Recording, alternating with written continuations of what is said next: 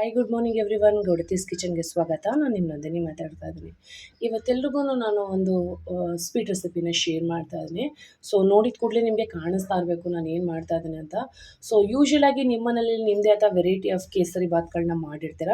But ಈಗ ಒಂದು ಮಾವಿನ ಹಣ್ಣಿನ ಸೀಸನ್ ಆಗಿರೋದ್ರಿಂದ ಸೊ ಇವತ್ತು ನಾನು ಒಂದು ಒಳ್ಳೆ ಮಾವಿನ ಹಣ್ಣನ್ನ ಯೂಸ್ ಮಾಡಿಕೊಂಡು ಬಾಯಲ್ಲಿಟ್ಟರೆ ಕರಗಬೇಕು ಹಲ್ವಕ್ಕಿಂತ ಜಾಸ್ತಿಯಾಗಿ ಆ ಥರ ಒಂದು ಸೂಪರಾಗಿರುವಂಥ ಒಂದು ಕೇಸರಿ ಬಾತ್ ರೆಸಿಪಿನ ಇವತ್ತು ನಾನು ಜೊತೆ ಶೇರ್ ಮಾಡ್ತಾ ಇದ್ದೀನಿ, ಮಾಡಿ ತೋರಿಸ್ತಾ ಇದ್ದೀನಿ. ಸೊ ನೀವು ಕೂಡ ಮನೆಯಲ್ಲಿ ಈ ಥರ ಒಂದು ಒಳ್ಳೆ ಮಾವಿನ ಹಣ್ಣು ಇದ್ದರೆ ಅದನ್ನು ಯೂಸ್ ಮಾಡಿಕೊಂಡು ಬಾಯಲ್ಲಿಟ್ಟರೆ ಹಲ್ವಕ್ಕಿಂತ ಜಾಸ್ತಿಯಾಗೇ ಕರಗುವಂಥ ಒಂದು ಕೇಸರಿ ಬಾತನ್ನು ಹೇಳ್ಕೊಡ್ತೀನಿ. ಸೊ ಇದು ಪ್ಲಾಫ್ ಆಗೋದಿಲ್ಲ, ಯಾರು ಬೇಕಿದ್ರೂ ಮಾಡ್ಬೋದು, ಯಾವಾಗ ಬೇಕಿದ್ರೂ ಮಾಡ್ಬೋದು. ಸೊ ಮಾರ್ನಿಂಗ್ ನೀವು ಮಾಡಿಟ್ರೆ ಕೇಸರಿ ಬಾತ್ ಈವ್ನಿಂಗ್ವರೆಗೂ ಅದೇ ಸಾಫ್ಟ್ನೆಸ್ಸು ಮತ್ತು ಅದೇ ಟೇಸ್ಟಿಯಾಗೇ ಇರುತ್ತೆ. ಎಷ್ಟು ಒಂಥರ ತಿಂತಾ ಇದ್ರೆ ಅದ್ಭುತವಾದ ರುಚಿನೇ ಇರುತ್ತೆ. ಸೊ ರೆಗ್ಯುಲರ್ ಮಾಡುವಂಥ ಕೇಸರಿ ಬಾತ್ಗಿಂತ ಇವತ್ತು ನಾನು ತೋರಿಸ್ತಾ ಇರುವಂಥ ಒಂದು ಮಾವಿನ ಹಣ್ಣಿನ ಕೇಸರಿ ಬಾತನ್ನು ನಾನು ಇವತ್ತು ನಿಮಗೆ ತೋರಿಸ್ತೀನಿ. ಈ ಥರ ಒಂದು ಸ್ಮಾಲ್ ಕ್ವಾಂಟಿಟಿನಲ್ಲಿ ಮಾಡ್ಕೊಂಡು ನೋಡಿ, ಆಮೇಲೆ ನಿಮಗೆ ಗೊತ್ತಾಗುತ್ತೆ. ಸೊ ಇವತ್ತು ನಾನು ತೋರಿಸ್ತಾ ಇರುವಂಥ ಈ ಮಾವಿನ ಹಣ್ಣಿನ ಕೇಸರಿ ಬಾತನ್ನು ಹೇಗೆ ಮಾಡೋದು ಮತ್ತು ಏನೇನು ಅದಕ್ಕೆ ಇಂಗ್ರೀಡಿಯೆಂಟ್ಸ್ ಎಲ್ಲ ಬೇಕು ಅಂತ ತೋರಿಸ್ತೀನಿ. ಸೊ ಯೂಶ್ವಲಾಗಿ ನಾನು ಇವತ್ತು ಇದಕ್ಕೆ ಉಪ್ಪಿಟ್ಟು ರವೆನ ತೊಗೊಂಡಿದ್ದೀನಿ. ನಾವು ಉಪ್ಪಿಟ್ಟೆಲ್ಲ ಮಾಡ್ತೀವಲ್ಲ ಅದೇ ರವೆ ಇದು, ಇದಕ್ಕೆ ಅಂತ ಏನು ಬೇರೆ ರವೆ ಇರೋದಿಲ್ಲ. ಸೊ ಈ ಉಪ್ಪಿಟ್ಟು ರವೆನ ತೊಗೊಂಡಿದ್ದೀನಿ, ಒಂದು ಬೌಲ್ ಆಗುವಷ್ಟು. ಅದೇ ಅಳತೆನಲ್ಲೇ ಮುಕ್ಕಾಲು ಕಪ್ ಆಗುವಷ್ಟು ಸಿಹಿ ಮ್ಯಾಂಗೋ ಪ್ಯೂರಿ ತೊಗೊಂಡಿದ್ದೀನಿ. ಮ್ಯಾಂಗೋ ಹಣ್ಣನ್ನು ನೀಟಾಗಿ ಮಿಕ್ಸಿನಲ್ಲಿ ಪೇಸ್ಟ್ ಮಾಡಿ ಇಟ್ಕೊಂಡಿದ್ದೀನಿ. ಸೊ ಅದಕ್ಕನುಗುಣವಾಗಿ ದ್ರಾಕ್ಷಿ ಮತ್ತು ಗೋಡಂಬಿ, ಹಾಗೆಯೇ ಏನು ನಾವು ರವೆ ತೊಗೊಂಡಿದ್ದೀವಿ ಅದೇ ಕಪ್ ಅಳತೆಲೆ ಅರ್ಧ ಕಪ್ ಎಣ್ಣೆ, ಅರ್ಧ ಕಪ್ ತುಪ್ಪ ಅಷ್ಟೇ ನಾನು ಯೂಸ್ ಮಾಡೋದು, ಜಾಸ್ತಿ ಏನು ಹಾಕೋದಿಲ್ಲ. ಒಂದೇ ಸಲ ಹಾಕೋದು, ಪದೇ ಪದೇನೂ ಕೂಡ ಇದಕ್ಕೆ ಹಾಕೋಗಿಲ್ಲ. ಅಷ್ಟು ಸಿಂಪಲಾಗಿರುತ್ತೆ, ತುಂಬ ಟೇಸ್ಟಿಯಾಗಿರುತ್ತೆ. ಸೊ ಅದು ಹೇಗೆ ಮಾಡೋದು ಅಂತ ತೋರಿಸ್ತೀನಿ, ನೋಡ್ಕೊಳ್ಳೋಣ ಬನ್ನಿ. ನೋಡಿ, ಮೊದಲು ಒಂದು ಬೌಲ್ ಇಟ್ಕೊಳ್ಳಿ, ನಿಮ್ಗೆ ಅನುಕೂಲ ಆಗುವಂಥದ್ದು. ಸೊ ಈಗ ನಾನು ಮೊದಲಿಗೆ ಸ್ವಲ್ಪ ಇದಕ್ಕೆ ಎಣ್ಣೆನ ಹಾಕೋತಾ ಇದ್ದೀನಿ. ಫಸ್ಟು ನೀವು ಎಣ್ಣೆನೇ ಹಾಕೋಬೇಕು. ಆ ಎಣ್ಣೆ ಹಾಕಿದ ನಂತರ ನೀವು ತುಪ್ಪನ ಹಾಕೋಬೇಕು. ತುಂಬ ಕಾಯಕ್ಕೆ ಇಟ್ಕೊಬೇಡಿ ಪ್ಯಾನನ್ನು, ಸ್ವಲ್ಪ ಲೈಟಾಗೇ ಇರಲಿ. ಸೊ ಎಷ್ಟು ನಾನು ಎಣ್ಣೆ ಹಾಕೋದ್ನೋ ಅಷ್ಟೇ ತುಪ್ಪನ ಸೇರಿಸ್ಕೊತಾ ಇದ್ದೀನಿ. ಒಂದು 3 ಟೀ ಸ್ಪೂನ್ ಆಗುವಷ್ಟು ಎಣ್ಣೆ ಹಾಕಿದೆ, ಹಾಗೆ 3 ಟೀ ಸ್ಪೂನ್ ಆಗುವಷ್ಟು ನಾನೀಗ ತುಪ್ಪನ ಸೇರಿಸ್ಕೊತಾ ಇದ್ದೀನಿ. ಇದು ಒಳ್ಳೆ ಕ್ವಾಲಿಟಿ ಇರುವಂಥ ತುಪ್ಪ ಹಾಕಿ ತುಂಬ ಚೆನ್ನಾಗಾಗುತ್ತೆ. ಫಸ್ಟಿಗೆ ನಾವು ಈ ದ್ರಾಕ್ಷಿ ಮತ್ತು ಗೋಡಂಬಿನ ಲೈಟಾಗಿ ಬ್ರೌನ್ ಬರೋವರೆಗೂ ನಾವು ಈ ಎಣ್ಣೆ ತುಪ್ಪನಲ್ಲಿ ಫಸ್ಟು ಫ್ರೈ ಮಾಡ್ಕೊಳ್ಳೋಣ. ನೋಡಿ, ಈಗ ಚೆನ್ನಾಗಿ ನಾನು ಲೈಟಾಗಿ ಸೀಸಬಾರ್ದು, ಈ ಥರ ಲೈಟಾಗಿ ಫ್ರೈ ಮಾಡ್ಕೊಂಡಿದ್ದೀನಿ. ಈಗ ನಾನು ಏನು ತೊಗೊಂಡಿದ್ದೆ ಸೊ ಇದೇ ರವೆನೇ ಹಾಕ್ಕೊಂಡು ಚೆನ್ನಾಗಿ ನಾನು ಇದನ್ನು ಈ ಎಣ್ಣೆ ತುಪ್ಪದಲ್ಲೇ ಚೆನ್ನಾಗಿ ಘಮ ಬರೋವರೆಗೂ ಹುರ್ಕೋಬೇಕು. ಸೀಸಬೇಡಿ, ಬರೀ ಘಮ ಬರೋವರೆಗೂ. ಅದು ಲೈಟಾಗಿ ಬ್ರೌನ್ ಬರಬೇಕು, ಜಾಸ್ತಿನೂ ಬ್ರೌನ್ ಬರಬಾರ್ದು. ಅಷ್ಟು ಲೈಟಾಗಿ ನಾವು ಈ ಎಣ್ಣೆ ತುಪ್ಪನಲ್ಲೇ ಈ ರವೆನ ಫಸ್ಟು ಹುರ್ಕೊಳ್ಳೋಣ. ಇದೇನು ಸಪ್ರೇಟೆಲ್ಲ ಹುರ್ಕೊಳ್ಳೋದು ಅಥವಾ ಎತ್ತಿಟ್ಕೊಳ್ಳೋದು ಆ ಥರ ಎಲ್ಲ ಏನೂ ಇಲ್ಲ. ಸೊ ಡೈರೆಕ್ಟಾಗೇ ನೀವು ಎಣ್ಣೆ ತುಪ್ಪಗೇ ಈ ಒಂದು ರವೆನ ಹಾಕಿ ಕೆಂಪುಗೆ ಸೀಬಾರ್ದು ಎಲ್ಲೂ ಕೂಡ, ಆ ಥರ ತಳ ಹಿಡಿದೇ ಇರೋಗೆ ನೀಟಾಗಿ ಕೈ ಬಿಡ್ದಾಗೆ ನೀಟಾಗಿ ನಾವು ಇದನ್ನು ಬ್ರೌನ್ ಬರೋವರೆಗೂ ಫ್ರೈ ಮಾಡ್ಕೊಳ್ಳೋಣ. ನಾನೀಗ ಬ್ರೌನ್ ಬರೋವರೆಗೂ ಫ್ರೈ ಮಾಡ್ಕೊತೀನಿ. ನೋಡಿ, ಎಷ್ಟು ಬ್ರೌನ್ ಕಲರ್ ಬರಬೇಕು. ನಾನೆಲ್ಲೂ ಕೂಡ ಸ್ವಲ್ಪನೂ ಕೂಡ ರವೆನ ಸೀಸಿಲ್ಲ. ಈ ಥರ ಬ್ರೌನ್ ಬರೋವರೆಗೂ ನಾವು ನೀಟಾಗಿ ಫ್ರೈ ಮಾಡ್ಕೊಳ್ಳೇಬೇಕು.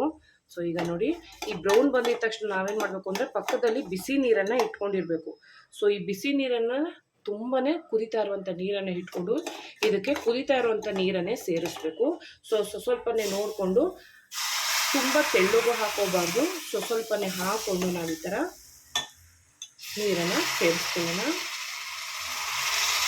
ನಾವೀಗ 1 ಕಪ್ ರವೆ ತೊಗೊಂಡಿರೋದ್ರಿಂದ ಇದಕ್ಕೆ ಸುಮಾರು 3 ಕಪ್ಪು ನೀರನ್ನು ಸೇರಿಸ್ಕೋಬೇಕು. ನೋಡಿ, ಈಗ ನಾನು 3 ಕಪ್ ನೀರು ಕರೆಕ್ಟಾಗಿ ಅಳತೆ ಮಾಡಿದೆ.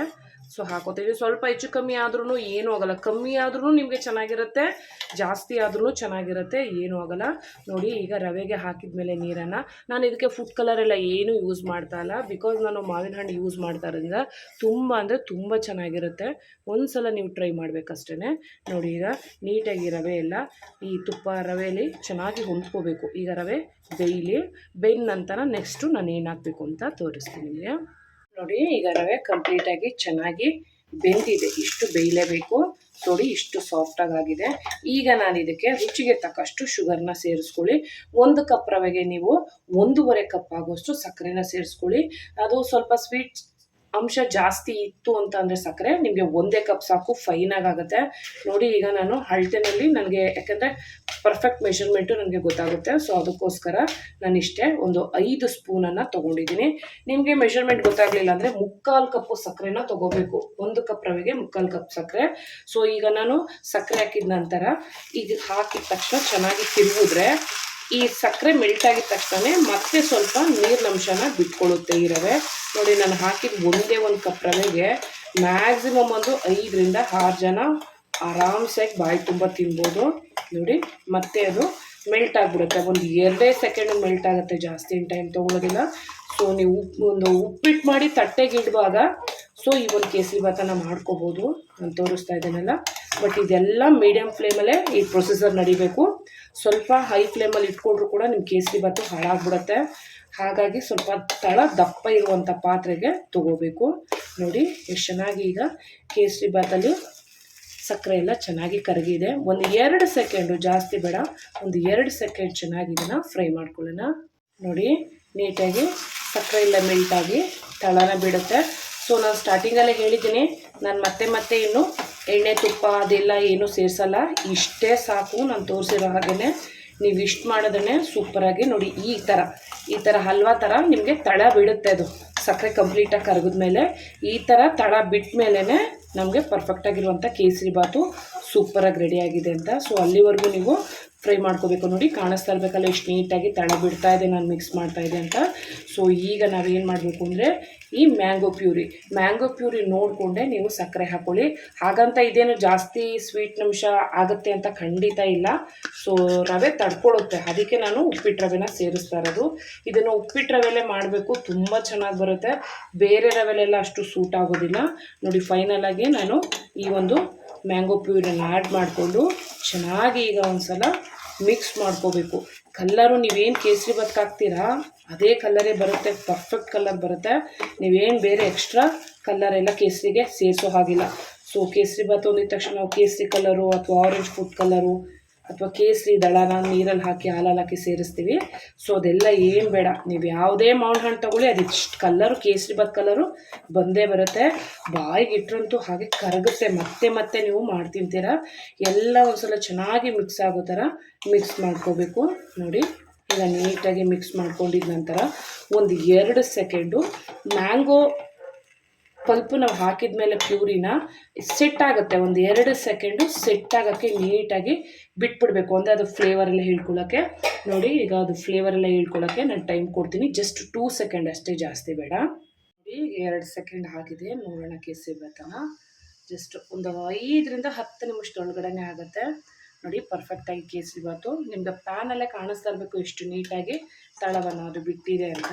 ಹಾಗೆ ನೋಡಿ ಇಲ್ಲಿ ನೋಡಿ ಕಾಣಿಸ್ತಾ ಇದಲ್ವಾ, ವಾವ್ ಸೂಪರಾಗಿ ಕೇಸರಿ ಭಾತು ರೆಡಿಯಾಗಿದೆ. ಅದರಲ್ಲೂ ಮ್ಯಾಂಗೋ ಕೇಸರಿ ಭಾತು ಸಾಕು ಇಷ್ಟ ಆದರೆ. ಸೊ ಈಗ ನೋಡಿ ಸೂಪರಾಗಿ ಅಂತ ಕೇಸರಿ ಭಾತು ರೆಡಿಯಾಗಿದೆ. ಈಗ ನಾನು ಇದನ್ನು ಒಂದು ಪ್ಲೇಟ್ಗೆ ನಿಮಗೆ ಸರ್ವ್ ಮಾಡಿ ತೋರಿಸ್ತೀನಿ. ನೋಡಿ ಬಿಸಿಯಾಗಿರೋಂಥ ಕೇಸರಿ ಭಾತನ ನಾನೀಗ ಒಂದು ಪ್ಲೇಟ್ಗೆ ಟ್ರಾನ್ಸ್ಫರ್ ಮಾಡಿದ್ದೀನಿ.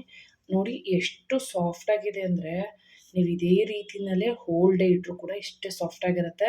ಏನು ವೀಡಿಯೋನಲ್ಲಿ ಕಲರ್ ಕಾಣಿಸ್ತಾ ಇದೆ ಇದು ಸೇಮು ನಿಮಗೆ ಅದೇ ರೀತಿ ಕಲರೇ ಕಾಣಿಸುತ್ತೆ, ಅದೇ ರೀತಿ ಬರುತ್ತೆ, ಅಷ್ಟು ಚೆನ್ನಾಗಿರುತ್ತೆ. ನೀವು ಏನು ಕೇಸರಿ ಕಲರ್ ಹಾಕ್ತೀರಾ ಅದಕ್ಕಿಂತಲೂ ಸೂಪರ್ ಕೇಸರಿ ಕಲರ್ ಬರುತ್ತೆ. ಸೊ ನೋಡಿದ್ರಲ್ಲ ಎಷ್ಟು ಸೂಪರಾಗಿರುವಂಥ ಒಂದು ಮಾವಿನ ಹಣ್ಣನ್ನು ಯೂಸ್ ಮಾಡಿಕೊಂಡು ಅದರಲ್ಲೂ ಉಪ್ಪಿಟ್ಟು ರವೆನಲ್ಲೇ 2 ಕೂಡ ಈಕ್ವಲ್ ಟೈಮಲ್ಲೇ ಆಗುತ್ತೆ. 2 ಕೂಡ ಸೂಪರಾಗಿ ನಾವು ಒಂದು ಕೇಸರಿ ಭಾತನ ಹೇಗೆ ಮಾಡೋದು ನೋಡ್ಕೊಂಡ್ರಲ್ಲ. ಸೊ ಇದೇ ರೀತಿಯಲ್ಲೇ ನಿಮ್ಮ ಮನೇಲಿ ಕೂಡ ಮಾಡ್ಕೊಳ್ಳಿ, ತುಂಬ ಅಂದರೆ ತುಂಬ ಚೆನ್ನಾಗಿರುತ್ತೆ. ಯಾರು ಕೇಸರಿ ಭಾತ್ ಮಾಡೋಕ್ಕೆ ಬರಲ್ಲ, ಅದು ಹೋಗುತ್ತೆ ಅನ್ನೋರಿಗೆಲ್ಲ ಈ ಥರ ನೀವು ಒಂದ್ಸಲ ಟ್ರೈ ಮಾಡಿ, ಖಂಡಿತ ಇಷ್ಟ ಆಗುತ್ತೆ. ಯಾಕಂದರೆ ಕೇಸರಿ ಭಾತನ ಉಪ್ಪಿಟ್ಟು ರವೆನಲ್ಲೇ ಮಾಡೋದು. ಸೊ ಹಾಗಾಗಿ ತುಂಬ ಸಾಫ್ಟಾಗಿ ತುಂಬ ಚೆನ್ನಾಗಾಗಬೇಕು ಅಂದರೆ ನೀವು ಉಪ್ಪಿಟ್ಟು ರವೆನಲ್ಲೇ ಮಾಡಿ. ತುಂಬ ಬರೀ ತುಪ್ಪದಲ್ಲೇ ಮಾಡೋದ್ರಿಂದ ನಿಮಗೆ ಅದು ಗಟ್ಟಿಯಾಗಿ ನಿಮಗೆ ತಿನ್ನೋಕ್ಕೆ ಇರಿಟೇಷನ್ ಆಗೋದೆ ಬರೀ ತುಪ್ಪದಲ್ಲಿ ನೀವು ಮಾಡೋದ್ರಿಂದ. ಸೊ ಕೇಸರಿ ಭಾತ್ನ ಯಾವಾಗಲೂ ಅಷ್ಟೇ, ಇದು ನಮ್ಮಮ್ಮ ನನಗೆ ಒಂದು 15 ವಯಸ್ಸಿಂದನೂ ಹೇಳಿರೋದಾಗೇ. ಅವರು ನಿಜವಾಗ್ಲೂ ಎಲ್ಲೂ ನೋಡಿಲ್ಲ, ಇವನ್ ಅವರೇ ಕೂಡ ತುಪ್ಪ ಮತ್ತು ಒಳ್ಳೆ ರಿಫೈನ್ಡ್ ಆಯಿಲ್ ಎರಡನ್ನೂ ಮಿಕ್ಸ್ ಮಾಡಿನೇ ನಮ್ಮ ಮನೇಲಿ ಕೇಸರಿ ಭಾತ್ ಮಾಡಿಕೊಡ್ತಾಯಿದ್ದು, ಅದನ್ನು ಕೂಡ ಈ ಉಪ್ಪಿಟ್ಟು ರವೆನಲ್ಲೇ. ಸೊ ನೋಡಿದ್ರಲ್ಲ ಸಿಂಪಲ್ಲಾಗಿ ಬಟ್ ತುಂಬ ಡೆಲಿಷಿಯಸ್ ಆಗಿರುತ್ತೆ. ದೇವ್ರ ನೈವೇದ್ಯಕ್ಕಲ್ಲ ಅಥವಾ ಸಡನ್ನಾಗಿ ಯಾರೋ ಗೆಸ್ಟ್ ಬಂದಾಗ ಈ ಥರ ಒಂದ್ಸಲ ಈ ಮಾವಿನ ಹಣ್ಣಿನ ಸೀಸನಲ್ಲಿ ಮಾಡಿಕೊಡಿ, ಮಕ್ಕಳಿಗೂ ಮಾಡಿಕೊಡಿ, ನೀವು ತಿನ್ನಿ. ನೋಡಿದ್ರಲ್ಲ ಇವತ್ತು ನಾನು ತೋರಿಸಿರುವಂಥ ಈ ಸೂಪರಾಗಿರುವಂಥ ಒಂದು ಮಾವಿನ ಹಣ್ಣಿನ ಕೇಸರಿ ಬಾತ್ ಖಂಡಿತ ನಿಮ್ಮೆಲ್ರಿಗೂ ಇಷ್ಟ ಆಗಿದೆ ಅಂತ ಭಾವಿಸ್ತೀನಿ. ಸೊ ಇದೇ ರೀತಿಯಲ್ಲಿ ಹೊಸ ವೀಡಿಯೋಗಳನ್ನ ಅಪ್ಲೋಡ್ ಮಾಡ್ತೀನಿ. ಸೊ ನೋಡ್ತಾ ಇರಿ. ಯಾರೆಲ್ಲ ಹಾಗೆ ಹೊಸ್ದಾಗಿ ನನ್ನ ಚಾನಲ್ನ ಸಬ್ಸ್ಕ್ರೈಬ್ ಮಾಡದೆ ನೋಡ್ತಾ ಇದ್ದೀರಾ, ಪ್ಲೀಸ್ ಅವರೆಲ್ಲ ಸಬ್ಸ್ಕ್ರೈಬ್ ಮಾಡ್ಕೊಳ್ಳಿ, ಶೇರ್ ಮಾಡಿ, ಮತ್ತು ಹೇಗಿತ್ತು ಅಂತ ಕಮೆಂಟ್ ಸೆಕ್ಷನಲ್ಲಿ ಕಮೆಂಟ್ ಮಾಡಿ. ಇದೇ ಥರ ಒಂದು ಒಳ್ಳೆ ಅದ್ಭುತ ರುಚಿಯಾಗಿರುವಂಥ ಒಂದು ರೆಸಿಪಿಯೊಂದಿಗೆ ನಾನು ನಿಮ್ಮನ್ನ ಭೇಟಿ ಆಗ್ತೀನಿ. Until then take care. Bye ಬಾಯ್.